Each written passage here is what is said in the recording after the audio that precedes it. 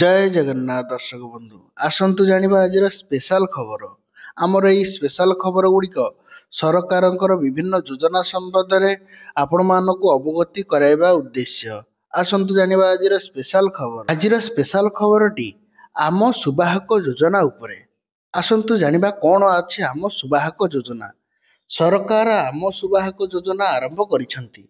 पूर्व सरकार स्कूटी योजना आपण मानक अवगत थिबो।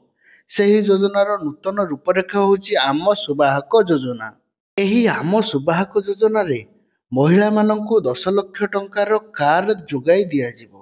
ପ୍ରଥମେ 1 ଲକ୍ଷ ଟଙ୍କା ମହିଳାମାନେ ଡିପୋଜିଟ୍ କରିବେ। ଏହାପରେ ସରକାର ସମସ୍ତ ସୁଧ ବହନ କରିବେ ଏବଂ ଆସ୍ତେ ଆସ୍ତେ କିସ୍ତି ମାଧ୍ୟମରେ ପରବର୍ତ୍ତୀ 9 ଲକ୍ଷ ଟଙ୍କା ସୁଝିବେ ଏବଂ ମହିଳାମାନେ କାର୍ କିଣି ସ୍ୱାବଲମ୍ବୀ ହୋଇପାରିବେ। ସରକାରଙ୍କର ମୁଖ୍ୟ ଉଦ୍ଦେଶ୍ୟ ହେଉଛି ଆମ ସୁବାହକ ଯୋଜନାର ମହିଳାମାନଙ୍କୁ ସ୍ୱାବଲମ୍ବୀ କରିବା। ଏଥିରେ ରାଜ୍ୟ ସରକାରଙ୍କର ସଡ଼କ ପରିବହନ ସମସ୍ତ ଟଙ୍କା ବହନ କରିବ। ରାଜ୍ୟ ସରକାର ସଡ଼କ ପରିବହନ ବିଭାଗ ଉପରକୁ ସମସ୍ତ ଦାୟିତ୍ୱକୁ ଦେଇଛନ୍ତି। ଏମାନେ ମହିଳାମାନଙ୍କୁ ସାହାଯ୍ୟ କରିବେ। ଆମ ସୁବାହକ ଯୋଜନାରେ ମହିଳାମାନେ କିପରି ସ୍ୱାବଲମ୍ବୀ ହୋଇପାରିବେ ସେଥିପ୍ରତି ସରକାରଙ୍କର ମୁଖ୍ୟ ଧ୍ୟାନ। ଏହି ଆମ ସୁବାହକ ଯୋଜନାରେ ସରକାର ଇଲେକ୍ଟ୍ରିକ୍ ଭେହିକିଲ୍ ଉପରେ ଅଧିକ ଧ୍ୟାନ ଦେଇଛନ୍ତି। ଅର୍ଥାତ୍ ଯେଉଁ ମହିଳାମାନେ ଇଲେକ୍ଟ୍ରିକ୍ ଭେହିକିଲ୍ କିଣିବେ ସେମାନଙ୍କୁ ସରକାର ଅଧିକ 2 ଲକ୍ଷ ଟଙ୍କା ପ୍ରଦାନ କରିବେ। ଅର୍ଥାତ୍ ସାଧାରଣତଃ 10 ଲକ୍ଷ ଟଙ୍କା ପ୍ରଦାନ କରିବା ବଦଳରେ ଯେଉଁ ମହିଳାମାନେ ଇଲେକ୍ଟ୍ରିକ୍ କାର୍ କିଣିବେ ସେମାନଙ୍କୁ ସରକାର 12 ଲକ୍ଷ ଟଙ୍କା ପ୍ରଦାନ କରିବେ। ଏହି ସରକାରଙ୍କର ବାଣିଜ୍ୟ ପରିବହନ ବିଭାଗ ଏହାକୁ ଯୋଗାଇ ଦେବ। ଏହି ଆମ ସୁବାହକ ଯୋଜନାରେ ସରକାର 4 ବର୍ଷ ମଧ୍ୟରେ 1100 ଗାଡ଼ି ପ୍ରଦାନ କରିବେ। ଅର୍ଥାତ୍ 1100 ଗାଡ଼ି ପ୍ରଦାନ କରିବାକୁ ଯାଉଛନ୍ତି।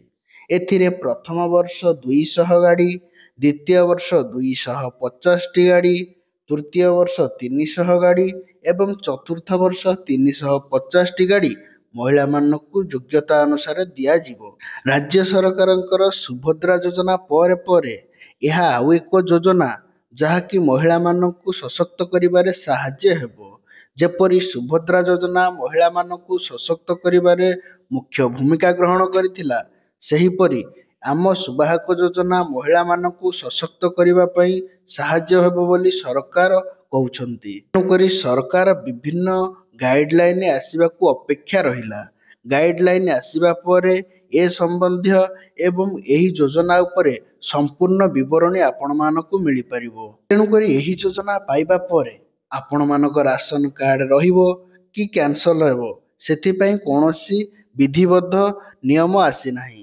କାହିଁକି ନା ରାସନ କାର୍ଡ଼ ହିତାଧିକାରୀମାନଙ୍କ ପାଖରେ 4 ଚକିଆ ଯାନ ନଥିବା ଆବଶ୍ୟକ। ଏହି ଯୋଜନାରେ ଯେଉଁମାନେ ସାମିଲ ହେବେ ସେମାନଙ୍କର ରାସନ କାର୍ଡ଼ ରହିବ କି କଟିଯିବ କି ସେମାନେ ସୁଭଦ୍ରା ଯୋଜନା ପାଇବେ କି ସେଥିରୁ ବଞ୍ଚିତ ହେବେ ସେପରି କୌଣସି ଗାଇଡ଼ଲାଇନ୍ ଆସିନାହିଁ। ଏଥିପାଇଁ ସରକାର ନୂତନ ନିୟମ ଆଣିବାକୁ ଯାଉଛନ୍ତି। ସମ୍ପୂର୍ଣ୍ଣ ବିବରଣୀ ଆସିବା ପରେ ଆପଣମାନଙ୍କ ପାଖରେ ଆମ୍ଭେ ପୁଣି ପହଞ୍ଚିବୁ।